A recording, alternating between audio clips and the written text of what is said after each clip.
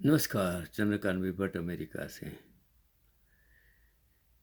मैं कितनी सारी चीज़ें फेसबुक, व्हाट्सअप, जीमेल में मेरे पास आती हैं, मैं पढ़ता हूँ। कितने सारे पिक्चर्स में मतलब फोटोग्राफ्स में देखता हूँ। तो कितने सारे लोग दुनिया में हैं जो रिस्क करते हैं अपनी शौक के लिए, अपनी फोटोग्राफी के लिए। तो आज मैंने सोचा कि खाली एक ही आर्टिकल्स आपके लिए बता दूँ कि ये जब शौक पालते हैं तो उसमें बहादुरी है या तो वो शुद्ध लापरवाही है। जो स्विस फोटोग्राफर फ्रैंको बानफी ने जो पृथ्वी पर सबसे प्रभावशाली शिकारियों में से एक के साथ करीबी मुठभेड़ के लिए ब्राजील के माटो ग्रोसो के दूर दराज के दलदल में प्रवेश किया। ऐसी कितनी सारी जगह है जहाँ जंगली प्राणी, जंगली वनस्पति हैं। जैसे अमेज़न के जंगल में आज भी लोग मुश्किल से जा सकते हैं। तो ऐसी जगहों पर जब जब फोटोग्राफर्स जाते हैं, लोग जाते हैं, कभी वो खुद शिकार हो जाते हैं। तो दूर दराज के दलदल में उसने प्रवेश किया जो खतरनाक विशाल एनाकोंडा का घर है। अपने कैमरे से लेस और गंदे पानी में वो, क्योंकि कैमरा अपने शरीर पर जो इतना मजबूत कैमरा होता है, वजनदार कैमरा होता है, और वो सब अपने शरीर पर लाद कर वो पानी में अगर आपके फोटोग्राफी करनी है तब कितना रिस्क होता है। तो गंदे पानी में डूबे हुए पंखी ने उसे विशाल सांप की अनूठी और विस्तृत तस्वीरें खींचने के लिए काम शुरू किया, जिसकी लंबाई 8 मीटर से अधिक और वजन 200 किलोग्राम से अधिक हो सकता है। इस आश्चर्यजनक चुनौती में न केवल असाधारण तकनीकी निपुणता शामिल थी, बल्कि एक ऐसे जानवर से उनकी सुरक्षा सुनिश्चित करने के लिए ज़बरदस्त तैयारी भी शामिल करनी पड़ती हैं। जब आप फोटोग्राफी करने जाते हो तो आपके पास सुरक्षा के कवच, कितने सारे संसाधन, कितने सारे लोग जरूरी होते हैं, सारी मशीनरी जरूरी होती हैं जो आपको प्रोटेक्ट कर सके, आपको बचा सके। तो जो हालांकि मनुष्य पर शायद ही कभी हमला, क्योंकि ये जानवर, ये प्राणी पक्षी इवन वनस्पति आप कर हमला कर सकती हैं, तो लेकिन अपने प्राकृतिक वातावरण में एक विशेषज्ञ शिकारी हैं।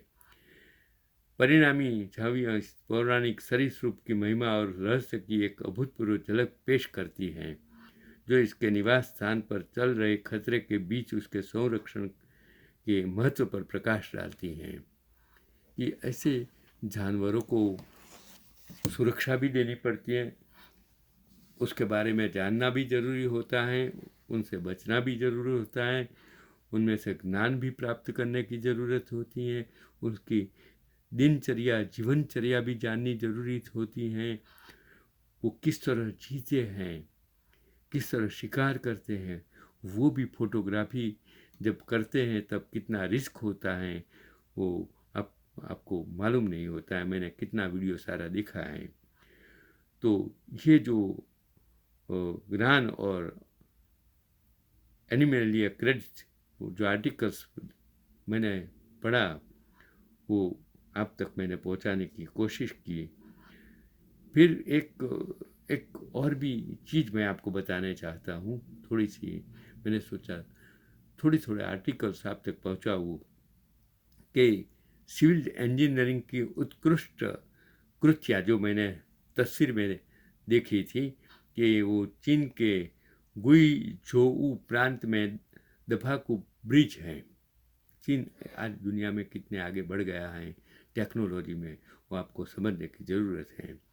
एक पुल 280 मीटर ऊंचा और 410 मीटर चौड़ा है। उसका धनुषाकार पुल स्टील और कंक्रीट से बना है और इसमें प्रत्येक दिशा में 6 लेन हैं। तो ऐसा मजबूत जो ब्रिज चीन ने बनाया है, जो आपकी सोच के बाहर है। इसी प्रकार का जो ब्रिज जो कश्मीर में, जम्मू कश्मीर में भी सरकार ने बनाया है, वो इंजीनियर बनाते हैं, जश्न लेते हैं, सत्ता में बैठे लोग उद्घाटन करते हैं, सत्ता में बैठे लोग। मैं जाने दो उसकी बात, लेकिन जो इंजीनियर उत्कृष्ट प्रकार की जो चीज़ें बनाते हैं, आज टेक्नोलॉजी इतनी बढ़ गई है, जो उस ज़माने में टेक्नोलॉजी नहीं थी, ट्रांसपोर्टेशन फैसिलिटी नहीं थी, तब इतने बड़े पहाड़ों पर किस तरह जो महल बनाए, किस तरह जो गढ़ बनाए, किला बनाया, वो आज भी मोर देन 500 जो गढ़ हैं, और पहाड़ों पर कितने कितने पहाड़ हैं, वो कितनी कितनी इमारतें जो आज तक वो खड़ी हैं, मजबूत खड़ी हैं।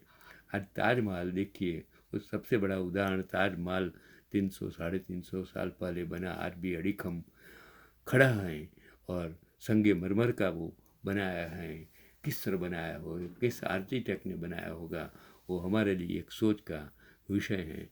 तो हमें आज जो टेक्नोलॉजी बदल रही है, पूरा विश्व बदल रहा है। इस 40-50 साल में टेक्नोलॉजी ने पूरे विश्व को जकड़ के रख दिया है। उस टेक्नोलॉजी के साथ आपको जीना होगा, टेक्नोलॉजी के साथ आपको आपकी सोच भी बदलनी होगी।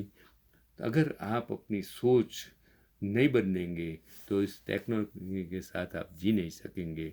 अपने आप को बुढ़ा करने की ज़रूरत नहीं है, आपकी सोच बुढ़ी है, आप कभी भी बुढ़े नहीं हो सकते हैं। इसलिए आपको हर वक्त टेक्नोलॉजी के साथ अपने आप को अपग्रेड करना बहुत ही ज़रूरी है। और मैं भी आज इस परिस्थिति में, इस उम्र में, 80 साल की उम्र में, मैं टेक्नोलॉजी से अपने आप को अपग्रेड करके आपके साथ जो बात करता हूँ, तो उससे आज उनसे अच्छा पैगाम मैं आपको नहीं दे सकता हूँ।